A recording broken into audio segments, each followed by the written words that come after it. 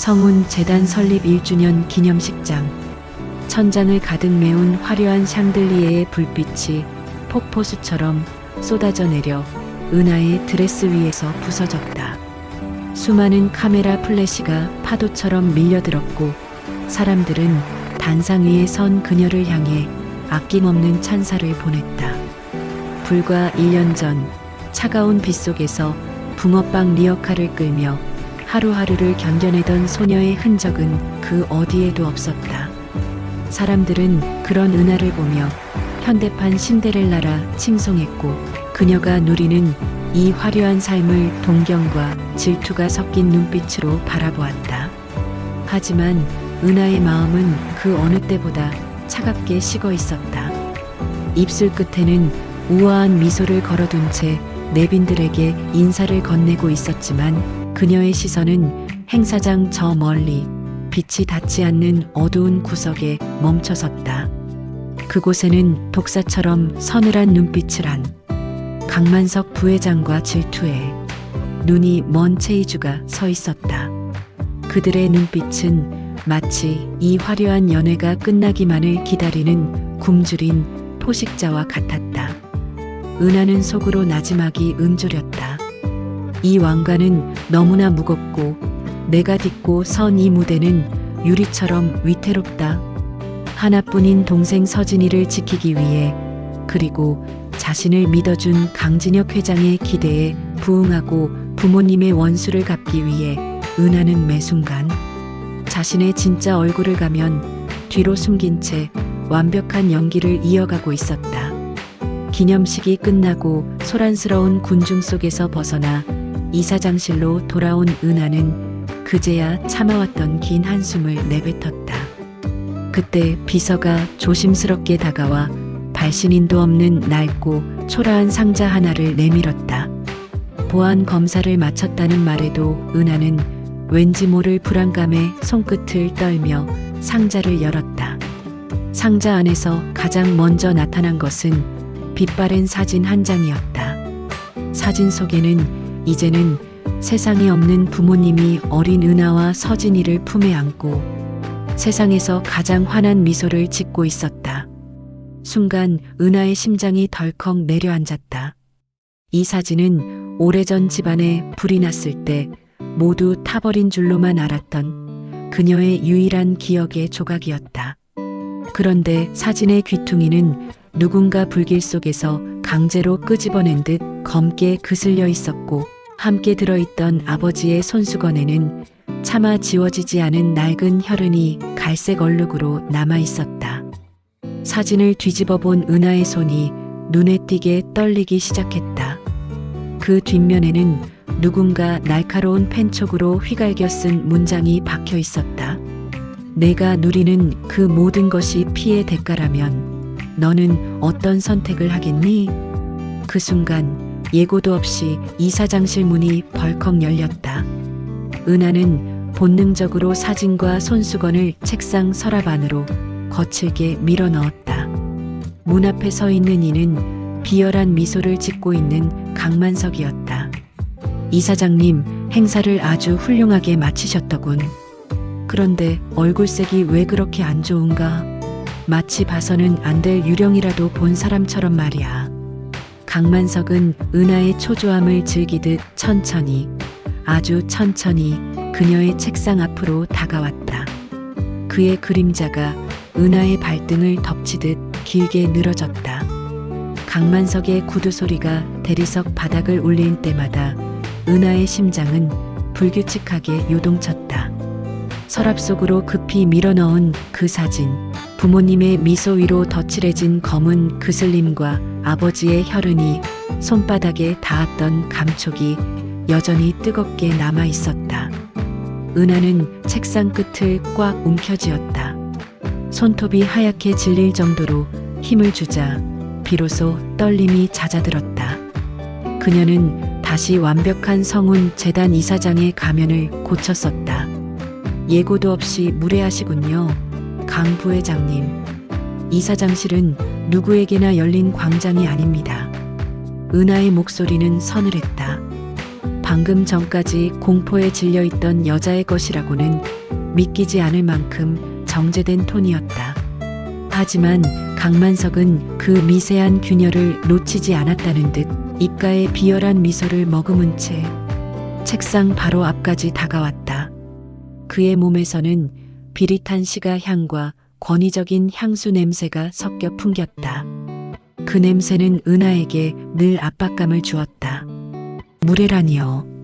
이 화려한 축제의 주인공이 갑자기 안색이 창백해져 퇴장하시기에 이 숙부가 걱정이 되어 달려온 것 아니겠습니까? 우리 조카님께서 혹시 감당하기 힘든 선물이라도 받으신 건 아닌지 해서 말입니다. 강만석은 선물이라는 단어에 힘을 주었다. 은하는 본능적으로 그가 상자의 정체를 알고 있음을 직감했다. 아니, 어쩌면 이 상자를 보낸 장본인이 그일지도 모른다는 의심이 독초처럼 가슴 속에서 피어올랐다. 걱정해 주시는 마음만 감사히 받죠. 하지만 보시다시피 전 괜찮습니다. 그만 나가주시겠어요? 밀린 결제 서류가 많아서요. 결제 서류라. 강만석은 은하의 말을 무시한 채 이사장실 벽면에 걸린 성운 재단 설립자의 초상화를 유심히 바라보았다. 이 자리에 앉아 있으면 가끔 무섭지 않나? 자신이 원래 있던 곳이 어디였는지 잊어버릴 만큼 높고 화려해서 말이야. 붕어빵을 굽던 그 기름 냄새 나던 리어카가 가끔 그립지는 않은지 궁금하군. 은하의 눈동자가 파르르 떨렸다. 강만석은 그녀의 가장 아픈 구석, 즉 태생적인 비천함을 수시로 건드려 자존감을 깎아내리곤 했다. 하지만 은하는 지지 않았다. 그녀는 천천히 자리에서 일어나 강만석의 시선을 정면으로 받아냈다. 기름 냄새보다는 비린내가 더 견디기 힘들더군요. 사람의 욕심에서 나는 그 비린내 말입니다. 제가 어디서 왔든 지금 제가 서 있는 곳은 이사장실이고 제가 지키고 있는 것은 성운의 미래입니다. 부회장님께서 걱정하실 일은 아니죠. 강만석의 눈매가 가늘어졌다. 그는 한참 동안 은하를 쏘아보더니 이내 헛웃음을 터뜨리며 몸을 돌렸다. 그래, 그 기세가 언제까지 가는지 지켜보지. 하지만 기억해라. 유리는 빛날 때 가장 아름답지만 깨질 때는 가장 날카롭게 제 주인을 찌르는 법이니까. 문이 닫히고 정적이 찾아오자 은하는 참았던 숨을 한꺼번에 몰아쉬며 자리에 주저앉았다. 온몸의 진이 다 빠져나간 기분이었다. 그녀는 떨리는 손으로 서랍을 열어 다시 그 상자를 꺼냈다. 빛바랜 사진 속 아버지는 은하를 목무등 태우고 있었고 어머니는 갓 돌이 지난 서진이를 품에 안고 있었다. 사진 속의 자신은 세상을 다 가진 듯 웃고 있었다.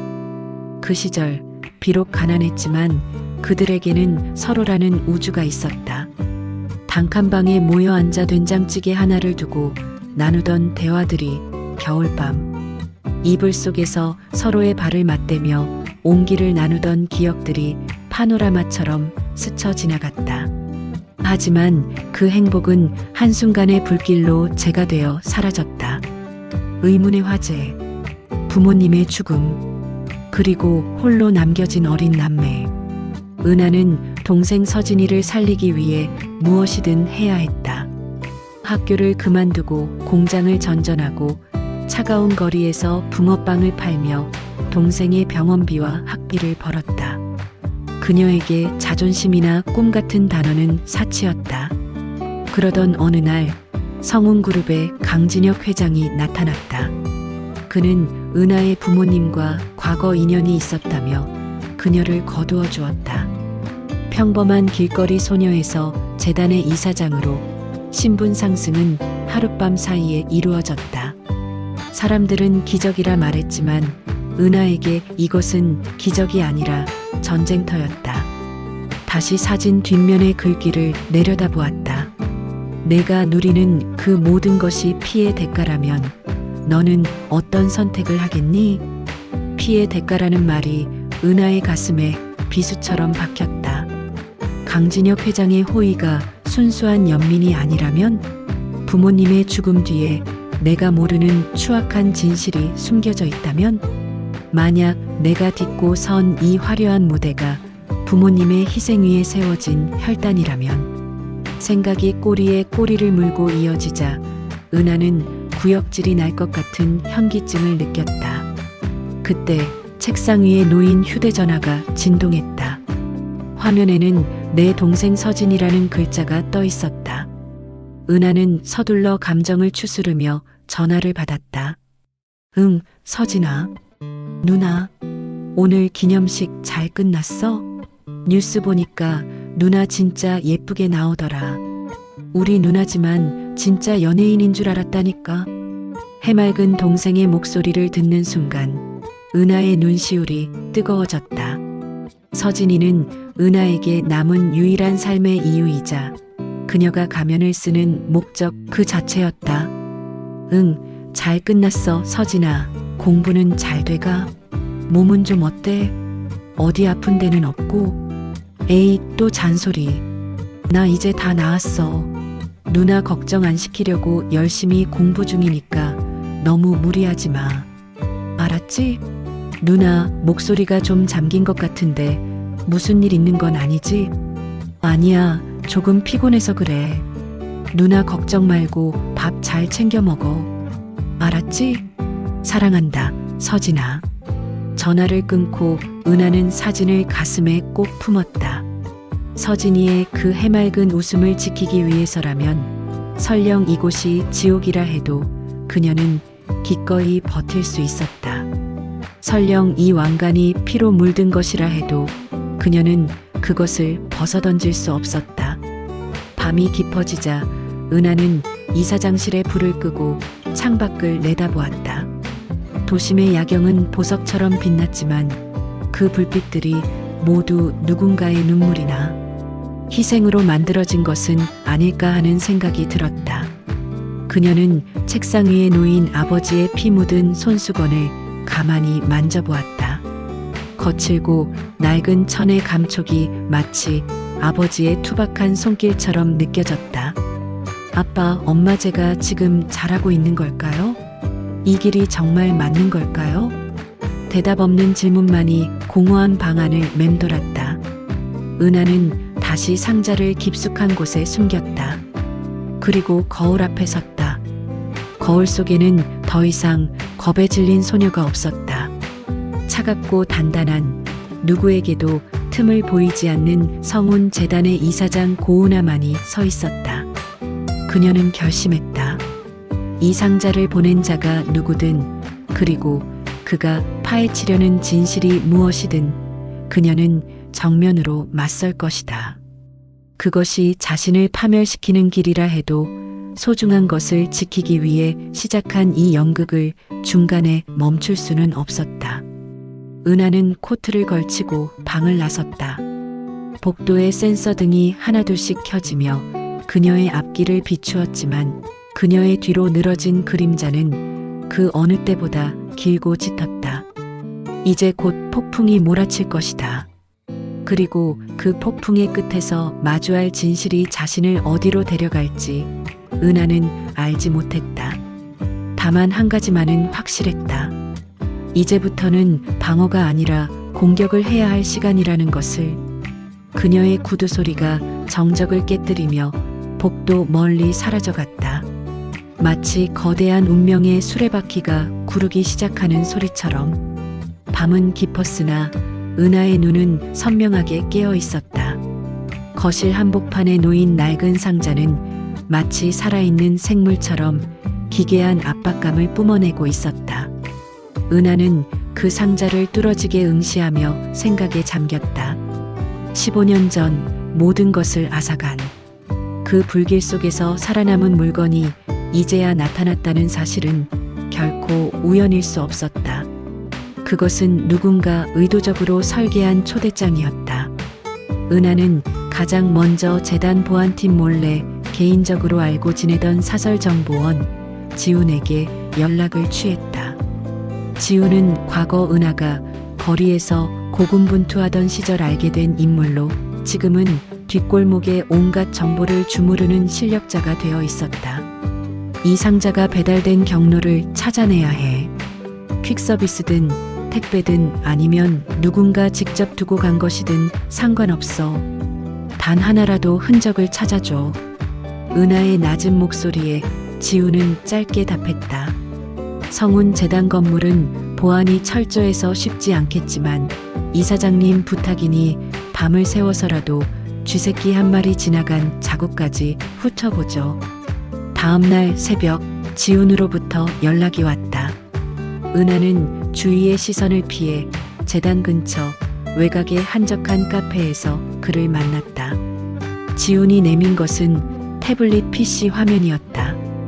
이사장실로 배달되기 직전 지하 주차장 화물 하차장에서 찍힌 CCTV입니다. 발신인 정보는 가짜였고 물건을 맡긴 건 헬멧을 쓴 퀵 서비스 기사더군요. 하지만 흥미로운 건 그 다음입니다.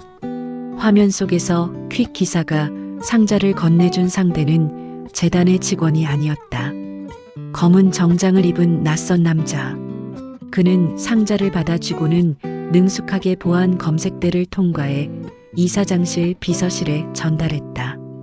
그 남자, 우리 재단 보안팀 소속이 아니야? 은하가 묻자 지훈이 고개를 가로저었다. 아니요.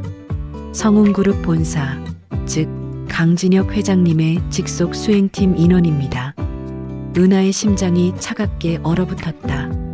강진혁 회장, 자신을 진흙탕에서 건져 올려준 은인이자 돌아가신 부모님의 친구라 자처했던 사람. 그가 왜 이 상자를 자신에게 보냈단 말인가? 위로가 목적이었다면 굳이 이런 기괴한 방식을 택할 리 없었다. 그렇다면 이 상자는 위로가 아니라 경고 혹은 테스트인 걸까? 은하는 그 길로 재단 기록 보관실로 향했다. 15년 전 화재 사건의 기록을 다시 확인하기 위해서였다. 당시 경찰은 단순 누전으로 인한 사고사로 결론지었지만 은하의 기억 속 불길은 너무나 갑작스럽고 거졌다. 어두컴컴한 보관실 구석, 먼지 쌓인 서류 뭉치를 뒤지던 은하의 손이 멈췄다. 당시 사건 보고서에 피해 물품 목록에는 분명히 적혀 있었다. 가족사진 및 개인 소지품 일체 소실. 그런데 지금 그녀의 손안에는 그슬린 사진과 피 묻은 손수건이 실제하고 있었다. 누군가 불길 속에서 이것들을 빼돌렸다는 증거였다. 은하는 떨리는 손으로 사진의 그슬린 부분을 정밀 확대경으로 살폈다. 검게 탄 자국 아래로 아주 미세하게 푸른색 잉크 자국이 보였다. 그것은 숫자였다. 314. 아버지의 기일도 가족의 생일도 아니었다. 은하는 필사적으로 과거의 기억을 헤집었다. 그리고 벼락처럼 한 장면이 뇌리를 스쳤다. 아버지가 돌아가시기 전날 밤 낡은 수첩에 적어 넣으며 소중하게 간직했던 번호. 그것은 성운그룹의 전신이었던 성운건설의 초기. 비자금 장부와 관련된 비밀 금고 번호였다는 소문을 어렴풋이 들은 적이 있었다. 그 순간 보관실의 무거운 철문이 천천히 열리며 그림자가 길게 드리워졌다. 은하는 급히 서류를 등 뒤로 감췄다. 이런 어두운 곳에서 뭘 그렇게 열심히 찾고 계십니까? 이사장님? 부드럽지만 뼈가 있는 목소리. 강진혁 회장의 비서실장 김도윤이었다. 그는 속을 알 수 없는 미소를 지으며 은하에게 다가왔다. 회장님께서 찾으십니다. 이사장님의 안색이 좋지 않다는 보고를 받으시고 걱정이 많으시더군요. 차 한잔하자고 하십니다. 은하는 등 뒤로 감춘 서류를 꽉 쥐었다. 이제는 피할 수 없는 정면 승부의 시간이었다.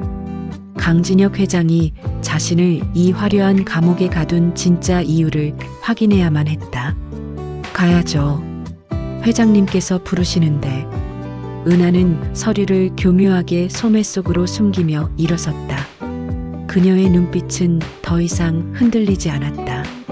추적은 이제 시작이었고 진실의 문턱에 발을 들인 이상 뒤로 물러날 곳은 없었다.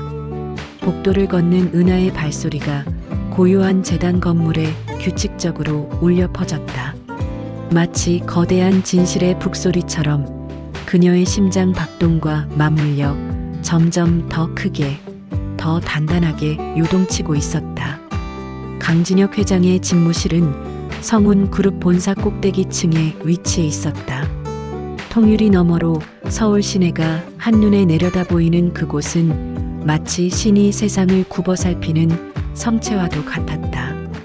은하는 구두 굽소리를 죽이며 두꺼운 카펫 위를 걸었다. 방 안에는 은은한 침향 냄새가 감돌았지만 은하에게는 그 냄새가 마치 오래된 무덤에서 피어오르는 연기처럼 느껴졌다. 오느라 고생했다.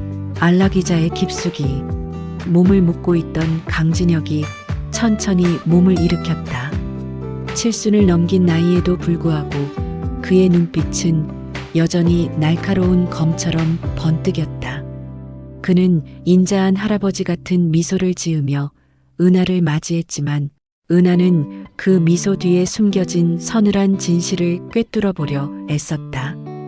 갑자기 부르셔서 놀랐습니다. 회장님.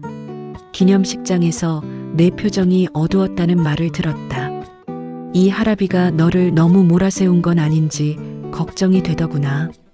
붕어빵을 굽던 아이를 갑자기 이 삭막한 전쟁터에 데려다 놓았으니 마음고생이 오죽하겠느냐. 그는 은하의 앞에 따뜻한 찻잔을 내밀었다. 찻잔 속에서 피어오르는 김이 은하의 시야를 가렸다. 붕어빵을 굽던 아이.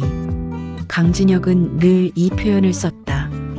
은하의 과거를 상기시킴으로써 그녀가 누구 덕분에 이 자리에 있는지를 은연중에 각인시키는 방식이었다. 아닙니다.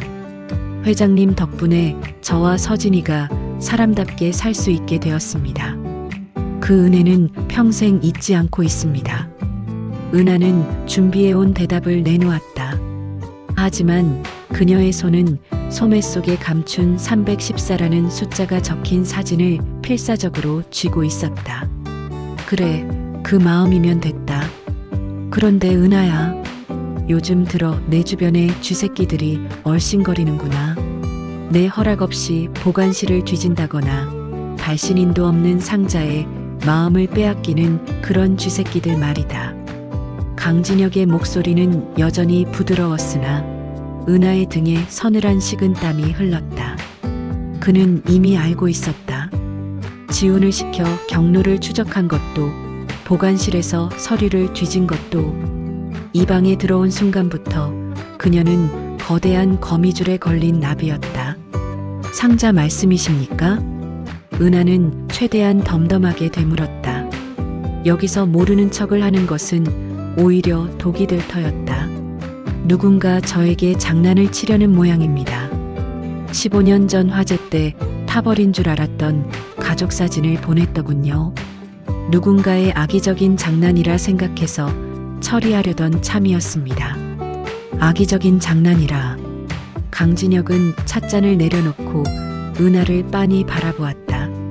그 사진 뒷면에 적힌 문장도 보았느냐? 피의 대가라는 말. 은하의 숨이 멎는 듯했다. 그는 상자의 내용물을 정확히 알고 있었다. 보내니가 그가 아니라면 알 수 없는 내용이었다.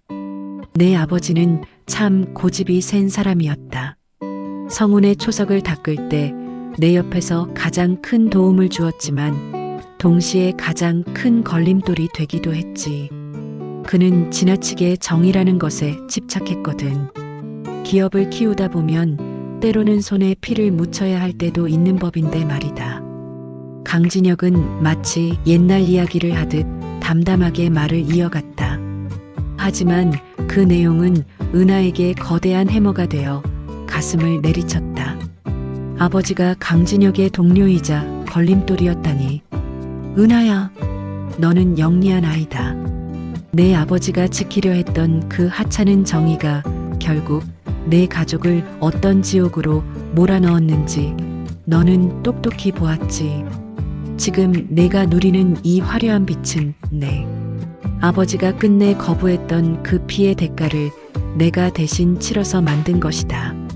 강진혁이 자리에서 일어나 은하에게 다가왔다. 그는 은하의 어깨에 손을 얹었다. 차갑고 무거운 손길이었다. 나는 내가 내 아버지의 전처를 밟지 않길 바란다. 그 사진과 손수건은 잊어버려라. 그것은 과거의 유물일 뿐이다. 내가 지켜야 할 것은 내 동생 서진이의 미래, 그리고 성운이다. 알겠느냐? 그것은 명백한 협박이었다. 서진이의 이름을 언급하는 순간 은하의 눈 속에서 불꽃이 튀었다. 강진혁은 은하의 약점을 정확히 쥐고 흔들고 있었다. 집무실을 나온 은하의 다리는 후들거렸다. 하지만 그녀는 벽을 짚고 서서 입술을 깨물었다. 강진혁의 말은 역설적으로 은하에게 확신을 주었다. 부모님의 죽음은 단순한 사고가 아니었다. 아버지가 간직했던 비밀 314와 관련된 무언가가 강진혁의 제국을 무너뜨릴 수 있는 치명적인 열쇠라는 것을. 그녀는 화장실로 들어가 문을 잠그고 소매 속의 사진을 꺼냈다. 사진 속 아버지는 여전히 인자하게 웃고 있었다. 아빠, 이 사람이 아빠를 죽인 건가요? 나를 이 자리에 앉힌 게 나를 위한 것이 아니라 아빠의 딸인 나를 감시하고 입을 막기 위해서였나요? 눈물이 뺨을 타고 흘러내려 사진 위로 떨어졌다. 하지만 은하는 이내 눈물을 닦아냈다. 이제 슬퍼할 시간조차 사치였다. 강진혁은 은하의 일거수일투족을 감시하고 있다. 그렇다면 이제부터는 그가 보여주고 싶은 모습만을 보여주며 그 이면에서 칼을 갈아야 했다. 은하는 휴대폰을 꺼내 지훈에게 짧은 메시지를 보냈다. 314. 성운 건설 초기 비자금 금고. 위치 파악해. 답장은 금방 왔다. 위험합니다. 회장님이 눈치챘을 텐데요. 은하는 창밖의 야경을 바라보았다. 화려한 불빛 아래 숨겨진 추악한 진실의 늪. 그녀는 이제 그 늪 속으로 제 발로 걸어 들어갈 준비가 되어 있었다. 상관없어. 내가 죽더라도 그 노인의 가면은 반드시 벗겨야겠으니까. 은하는 사진을 가슴 안쪽 주머니에 깊숙이 넣었다. 차가웠던 심장이 분노와 결의로 뜨겁게 달아오르기 시작했다. 이제 성운 재단 이사장 고은하의 진짜 연기가 시작될 차례였다. 복수를 숨긴 가장 완벽하고 아름다운 연기가. 강진혁 회장과의 대면 이후 은하를 둘러싼 공기는 더욱 무겁게 가라앉았다. 재단 복도를 지날 때마다 마주치는 직원들의 미소는 감시자의 시선처럼 느껴졌고 재단 집무실 곳곳에 숨겨진 보이지 않는 눈들이 자신의 숨소리조차 기록하고 있는 것 같았다. 하지만 은하는 굴하지 않았다. 오히려 더 완벽하게 순종적인 이사장의 역할을 수행하며 밤마다 지훈과 암호화된 메시지를 주고받았다. 성운 건설의 초기 비자금 금고라면 본사 건물이 생기기 전 그들이 사용하던 옛 사옥터에 있을 확률이 높습니다. 성운 재단 산하의 고아원 부지로 사용되고 있는 곳이죠. 지훈의 정보는 구체적이었다. 은하의 심장이 뛰었다. 그 고아원은 은하가 이사장 취임 후 가장 공을 들여 후원하던 곳이자 어린 시절 부모님과 함께 봉사를 다니기도 했던 추억의 장소였다. 가장 따뜻한 기억이 머무는 곳에 가장 추악한 비밀이 숨겨져 있다는 사실이 은하를 쓰라리게 했다. 폭우가 쏟아지던 목요일 밤 은하는 수행 비서들에게 컨디션 난조를 핑계로 퇴근을 명령했다. 그리고 미리 준비해둔 평범한 점퍼와 모자를 눌러 쓴 채 보안 사각지대를 이용해 재단 건물을 빠져나왔다. 그녀가 도착한 곳은 경기도 외곽에 위치한 늘푸른 고아원의 옛 창고 건물이었다. 빗줄기가 창고의 슬레이트 지붕을 때리는 소리가 고막을 울렸다. 은하는 손전등을 비추며 곰팡이 냄새가 진동하는 지하로 내려갔다. 지훈이 일러준 대로 북쪽 벽면의 낡은 배전반을 뜯어내자 육중한 철제 프레임이 모습을 드러냈다. 314.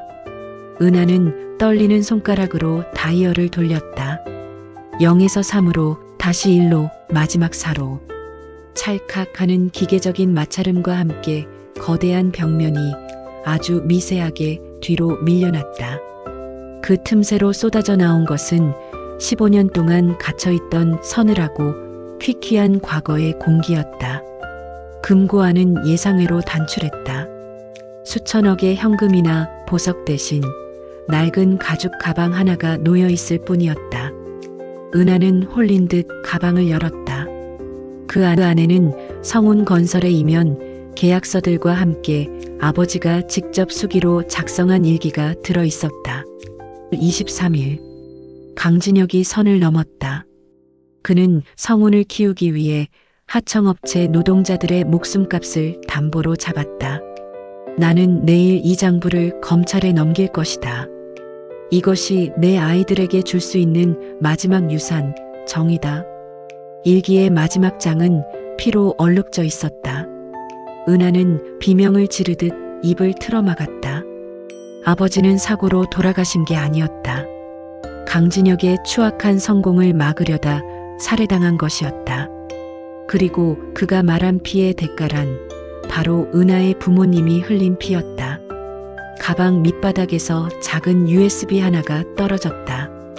그 안에는 강진혁이 당시 정관계 인사들에게 뇌물을 뿌린 명단과 증거 사진들이 고스란히 담겨 있었다. 이것만 있다면 성운이라는 거대한 제국을 단숨에 무너뜨릴 수 있었다. 결국 찾아내고 말았구나. 고은하 이사장. 정적을 깨고 들려온 목소리에 은하의 전신이 굳어버렸다.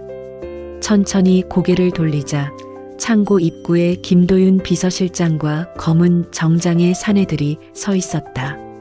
김도윤의 손에는 소음기가 장착된 권총이 들려 있었다. 회장님께서 말씀하셨지. 너는 지나치게 영리해서 탈이라고. 그 영리함이 내 수명을 단축할 거라고 말이야. 김도윤은 차가운 미소를 지으며 다가왔다. 은하는 가죽 가방을 품에 꼭 안았다. 공포가 온몸을 잠식했지만 눈빛만은 그 어느 때보다 형형하게 빛났다.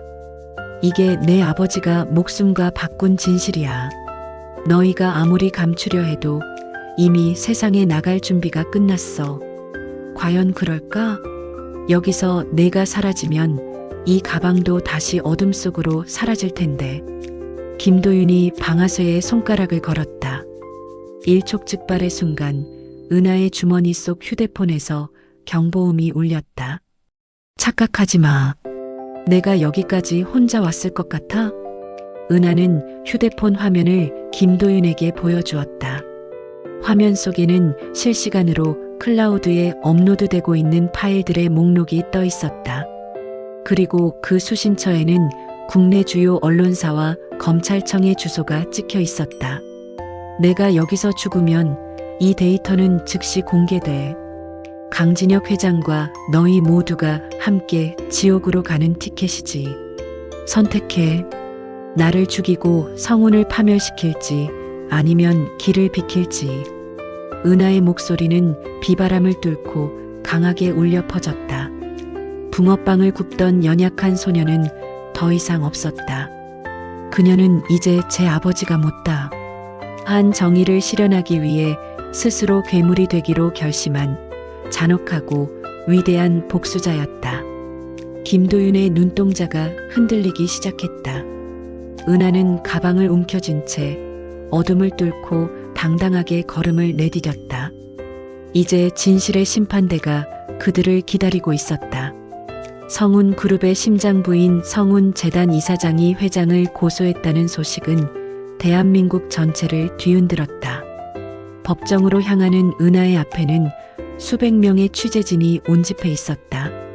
쏟아지는 플래시 세례와 날카로운 질문 공세 속에서도 은하의 걸음걸이는 흔들림이 없었다. 그녀는 검은 정장 차림에 가슴 안쪽 주머니에는 여전히 부모님의 그슬린 사진을 품고 있었다. 피고인 강진혁은 법정으로 입장하십시오. 재판장의 명령과 함께 휠체어를 탄 강진혁이 들어섰다.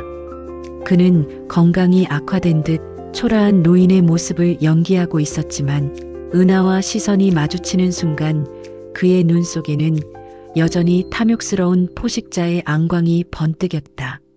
국내 최고의 변호인단이 그의 곁을 성벽처럼 에워싸고 있었다. 재판은 치열한 공방으로 이어졌다. 강진혁 측 변호인은 은하가 제시한 장부와 일기가 위조된 것이라며 몰아붙였다. 존경하는 재판장님, 고은하 씨는 성운 재단의 자금을 횡령하려다 들통나자 이를 덮기 위해 조작된 서류로 강 회장님을 모함하고 있습니다. 이 장부는 15년 전 화재 당시 소실된 것이며 지금 나타난 것은 과학적 근거가 부족합니다. 방청석에서 야유와 웅성거림이 터져나왔다. 은하는 증인석에 앉아 차갑게 그들을 내려다보았다. 강진혁은 입가에 미세한 승리의 미소를 지었다. 돈과 권력으로 매수된 증인들이 하나둘 은하에게 불리한 진술을 쏟아내기 시작했다. 그때 은하가 자리에서 일어나 재판장을 향해 입을 열었다. 재판장님, 마지막 증거를 제출할 수 있도록 허락해 주십시오. 이것은 장부가 아니라 15년 전 그날의 목소리입니다. 은하는 지운을 통해 복구한 낡은 카세트 테이프 하나를 꺼냈다. 그것은 아버지가 만일의 사태를 대비해 금고 깊숙한 곳, 이중 바닥에 숨겨두었던 녹음기였다. 치익하는 잡음 끝에 낯익은 목소리가 법정 안에 울려 퍼졌다. 15년 전 은하의 아버지와 강진혁의 대화였다. 강진혁 고형, 제발 그만하게 해. 그 장부만 넘기면 자네 자식들 평생 호강하며 살게 해주겠네. 왜 굳이 죽음을 자초하나? 은하 아버지, 내 아이들에게 줄 가장 큰 호강은 돈이 아니라 부끄럽지 않은 아버지의 이름일세. 진혁이, 자네가 저지른 죄는 언젠가 반드시 대가를 치르게 될 거야. 강진혁, 결국 자네가 내 손으로 불길을 지피게 만드는군. 법정은 찬물을 끼얹은 듯 정적에 휩싸였다. 강진혁의 얼굴에서 핏기가 가셨다. 휠체어 손잡이를 쥔 그의 손이 파르르 떨렸다. 녹음기 너머로 들려오는 거친 몸싸움.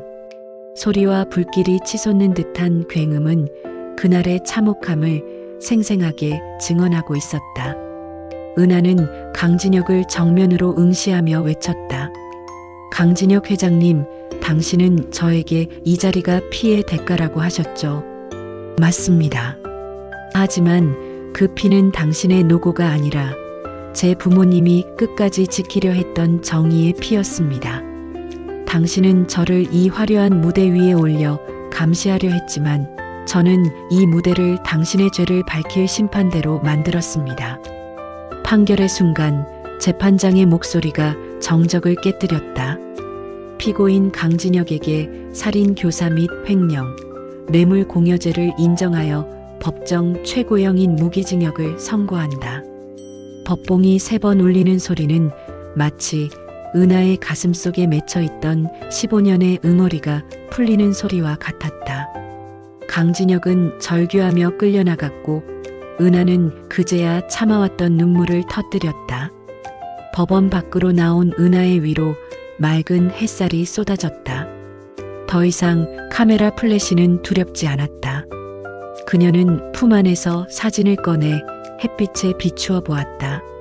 사진 속 부모님은 이제야 비로소 편안하게 웃고 계신 것 같았다.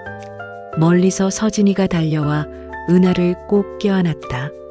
누나 고생했어. 이제 우리 진짜 집에 가자. 은하는 동생의 손을 맞잡았다. 그녀가 입고 있는 화려한 드레스나 이사장이라는 직함은 더 이상 중요하지 않았다. 그녀는 이제 현대판 신데렐라가 아닌 자신의 이름으로 당당히 살아갈 고은아였다. 화려한 무대 뒤의 그림자는 사라지고 그녀의 앞날에는 오직 진실의 빛만이 가득했다. 은하는 비로소 가면을 벗어던지고 세상을 향해 가장 눈부신 진짜 미소를 지어 보였다. 은하의 미소를 떠올려 보시면서 구독과 좋아요로 더 좋은 영상으로 찾아뵙겠습니다. 감사합니다.